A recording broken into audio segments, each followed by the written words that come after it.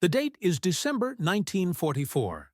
In the freezing black waters of the Arctic Ocean, a lone German submarine battles against a winter storm. This is U-995.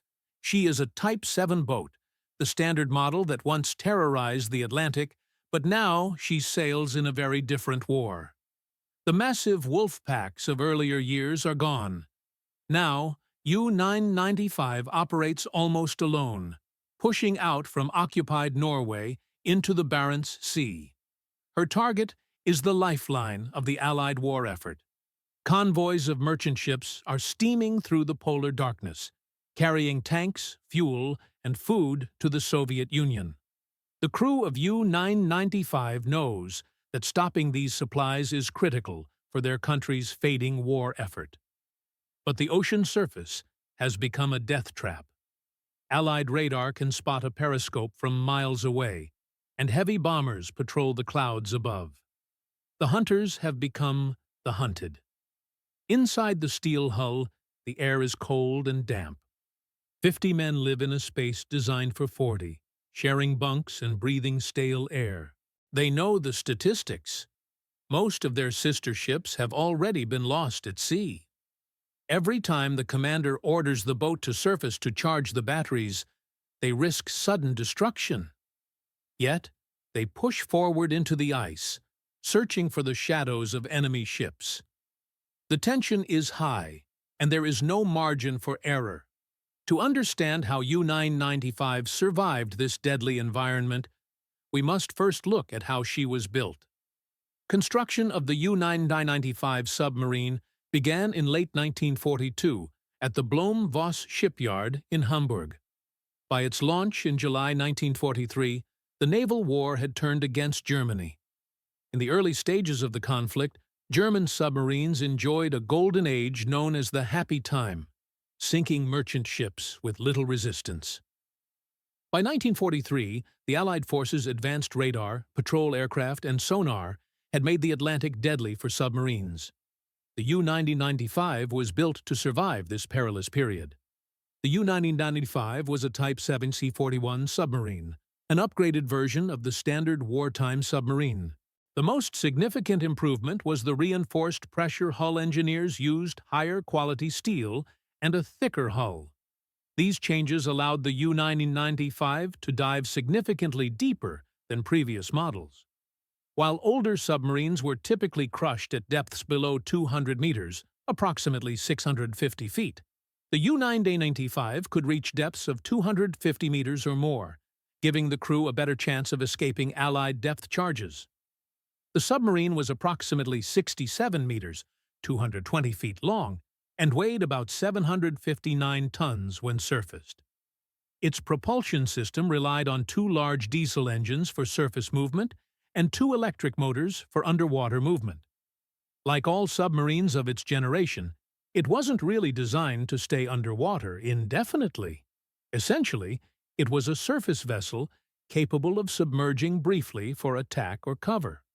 However, its submerged speed was very slow, typically below 4 knots, and its batteries would run out of power after a day or two, forcing the submarine to surface to recharge. To address this problem, the U-995 was eventually equipped with a device called a snorkel. This is a retractable air intake that can be raised when the submarine is submerged at periscope depth. The snorkel draws in fresh air for the diesel engine and expels exhaust gases. This allows the submarine to run the diesel engine underwater, recharging the batteries without surfacing completely. This was a crucial survival tool as it made the submarine much harder to detect by Allied radar. In terms of weaponry, the submarine carried 14 torpedoes and had 5 torpedo tubes, 4 at the bow and 1 at the stern. In the early stages of the war, U-boats often used heavy deck guns to sink enemy ships on the surface to conserve torpedoes. U-995 carried an 88mm naval gun, but by the time combat began, surfacing to use the gun was often suicidal due to enemy aircraft. Instead, the designers focused on defense, The ship's command tower was modified to accommodate more anti-aircraft guns, giving the crew a better chance of fighting off the patrol aircraft that were hunting them. A machine is only good when its crew operates it well. Next, we will meet the young officer chosen to lead U-995 into battle. Although the U-995 submarine was commanded by a different officer during its initial trials, the person most closely associated with its combat successes was Hans-Georg Hess. When he took command in October 1944, Hess was only 21 years old. In most navies, an officer of that age might only be in charge of a small gun crew or a small unit. But in the German Navy at the end of 1944, Hess was given absolute authority over a complex warship and the lives of 50 men. Hess was born in Berlin in 1923 and joined the Navy as a volunteer at age 17. He did not step aboard the U-995 as a novice. He had survived the harsh realities of the Atlantic War. Before taking command, he had served as deputy commander on another submarine, the U-466. On that ship, he spent 5 grueling patrols in the North Atlantic. He learned how to calculate torpedo firing strategies, how to evade enemy destroyers, and how to maintain discipline while being pursued. He witnessed the harsh realities of war before taking command on the submarine U-995. His appointment reflected the desperate situation Germany faced in the final stages of the war. By 1944, so many experienced submarine captains had been killed or captured that the Navy had to promote officers much younger than usual. Hess became one of the youngest combat submarine commanders in the entire war. This created a barrier. Many of the chief engineers and senior petty officers under him were older than him. They had families and years of service, yet they had to take orders from a man barely past his teens. Despite the age difference, Hess quickly earned their respect. He was known for his calm, professional, and decisive but not reckless demeanor. He understood that in the Arctic, the environment was often as dangerous as the enemy. He focused on survival first, knowing that a dead crew could not sink any ship. His leadership style was quiet and calculated. He didn't fit the image of a fanatical warrior. Instead, he was a skilled war technician who understood his machine inside and out. His performance on the submarine U-995 was outstanding. Under his command, the vessel operated in some of the most dangerous seas on Earth. Thanks to his leadership and proven successes at sea, Hess was awarded the Knight's Cross, a high military honor equivalent to the Order of Honor or the Victoria. This made him one of the youngest recipients of this award in submarine history. His achievement proved that experience and instinct are far more important than age. With a talented young captain at the helm and a vessel built for survival, U-995 was ready for the WWII front lines. Now, we head to the icy northern waters to see how it performed in battle. When the submarine U-995 arrived in Norway to begin its frontline mission in mid-1944, it entered a combat zone unlike any other. While most famous submarine stories take place in the vast Atlantic, U-995 was assigned to the 13th and later the 14th Submarine Fleet, based in the Arctic. Here, the enemy was not only the Allied navies, but also the environment itself. The crew had to contend with freezing temperatures that covered the deck guns in a thick layer of ice, rendering them useless until pried open. In winter, they operated in near-perpetual darkness. In summer, the sun never set, making surfacing undetected impossible. U-995's initial patrols were relatively quiet, focusing on reconnaissance and movement between bases. However, once Hans-Georg Hess took command in late 1944, the submarine became a deadly threat to Soviet ships. Its mission was to disrupt supply lines moving along the coast of the Kola Peninsula toward the Russian port of Murmansk. This area was heavily guarded by Soviet patrol boats and minesweepers, making any attack a risky gamble. U-995's most successful phase occurred in December 1944. On December 5th, while patrolling the Barents Sea, the crew spotted the Soviet steamship Proletariat. With a tonnage of over 1,100 tons, it was a crucial target carrying supplies for the Red Army. Hess maneuvered the submarine into position and opened fire. The torpedoes struck their target, sinking the ship. Just weeks later, on December 21st, U-995 encountered a small Soviet naval escort, the WWII. Despite the danger of attacking a warship, U-995 carried out a successful attack and sank the vessel. 5 days later, on December 26th, it destroyed its third victim, the armed fishing boat Somme.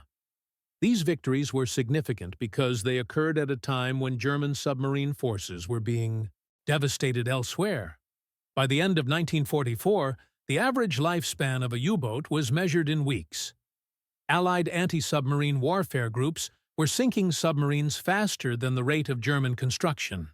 However, U-995 not only survived, but achieved even greater success.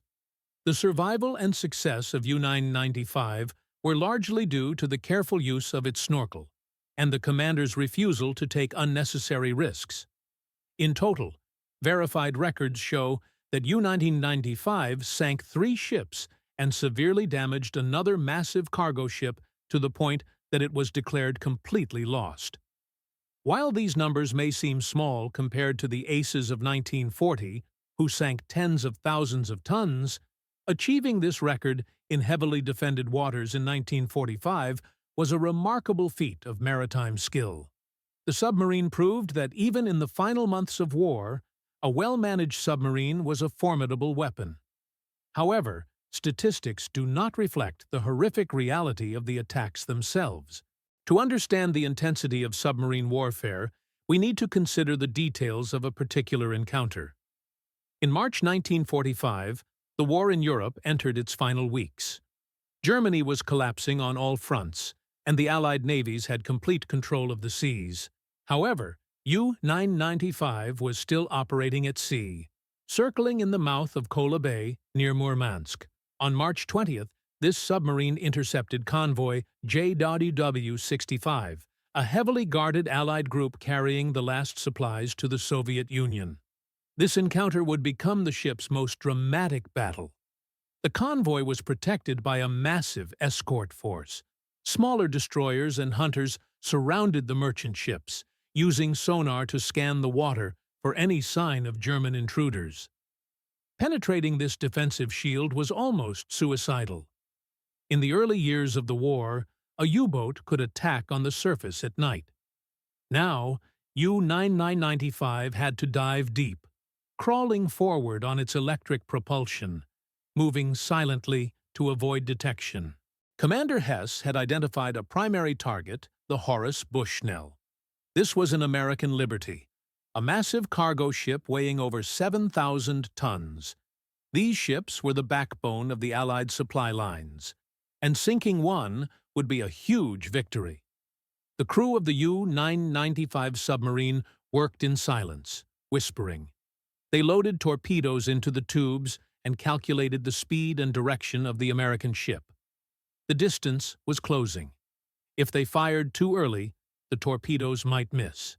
If they waited too long, the escort ships would detect them. At the decisive moment, Hess ordered the firing. A torpedo shot out of the tube toward the Horace Bushnell.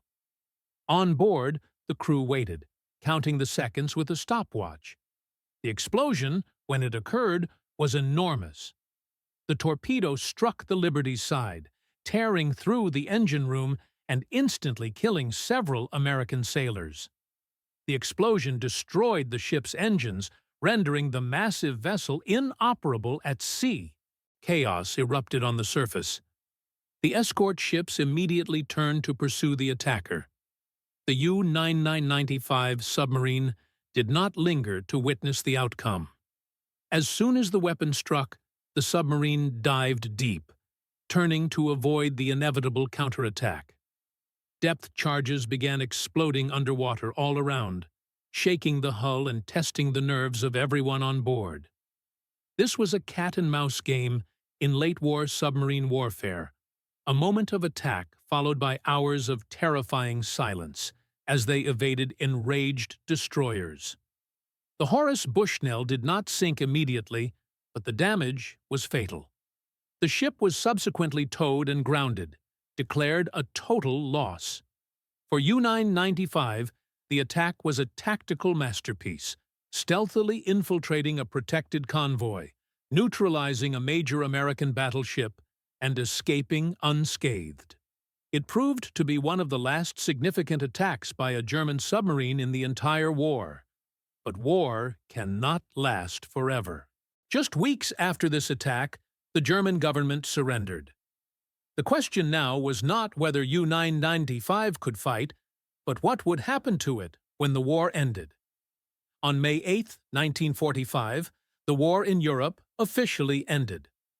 The German High Command ordered all U-boats to surface, hoist a black flag or the designated surrender pennant, and sail to designated Allied ports.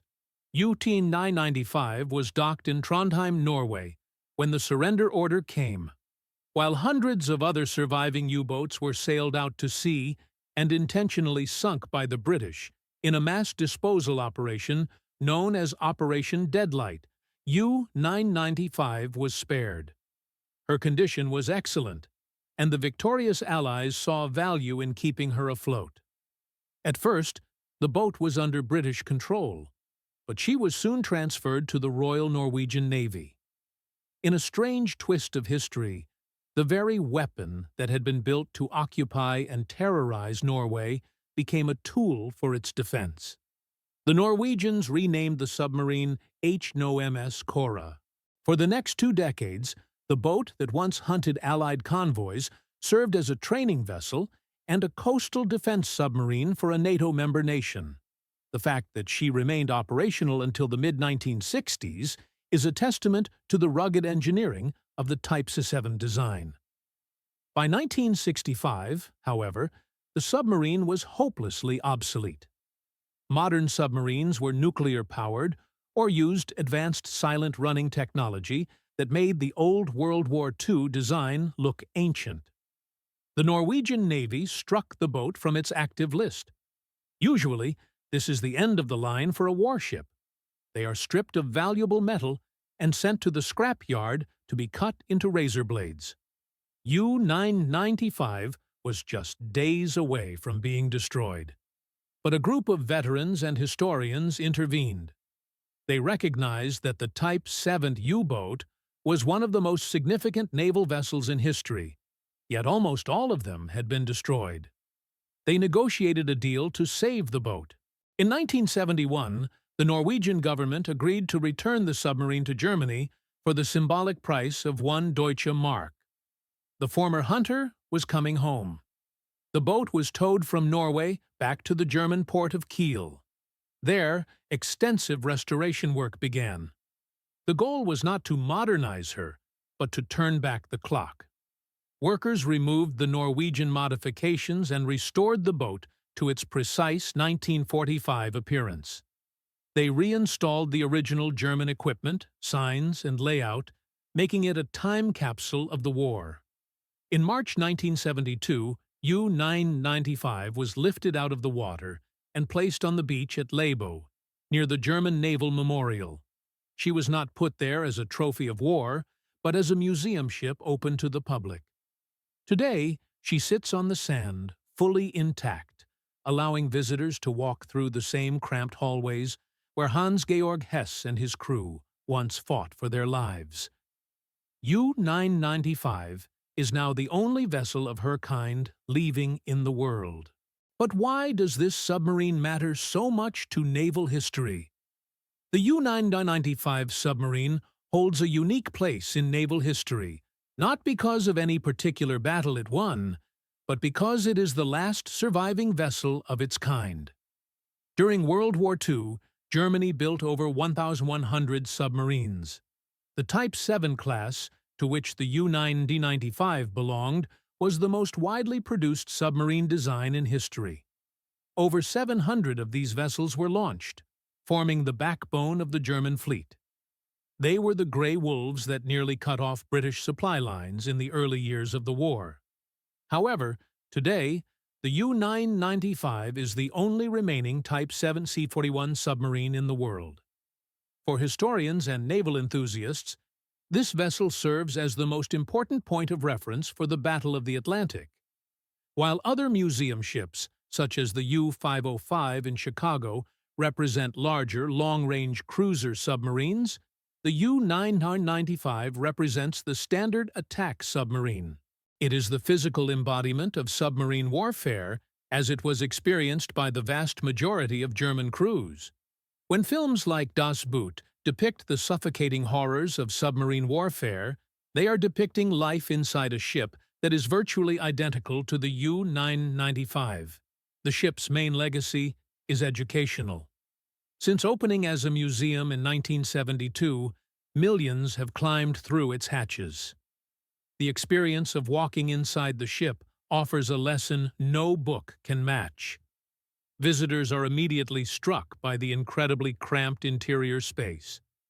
The space is a jumble of valves, pipes, and wheels, with bunk beds crammed into every nook and cranny. Witnessing the warm bunk bed system, where sailors had to share beds because there wasn't enough room for everyone at once, brings history closer. It reveals the brutal reality of living inside a steel tube for weeks on end, surrounded by the smell of diesel fuel, unwashed bodies, and rotting food. This preservation of the vessel also serves as a grim memorial. German submarine forces suffered the highest casualty rate of any combat branch of any army throughout the war. Of the approximately 40,000 men who set sail on U-boats, around 30,000 never returned. U-995 lies directly beneath the shadow of the Labo Naval Memorial, a monument dedicated to sailors of all nationalities who perished at sea. The submarine serves as a tangible explanation for those astonishing statistics, demonstrating just how vulnerable these machines are when faced with the ocean and enemy destroyers. Technologically, the vessel marks the end of an era. It represents the pinnacle of submarine design, vessels that primarily operate on the surface, just before the invention of truly modern submarines capable of staying underwater for months at a time. By preserving U-995, we retain a physical link to a time when naval warfare changed forever. It stands as a warning from history, reminding us of a period when the world's oceans were battlefields, where thousands of young men vanished without a trace.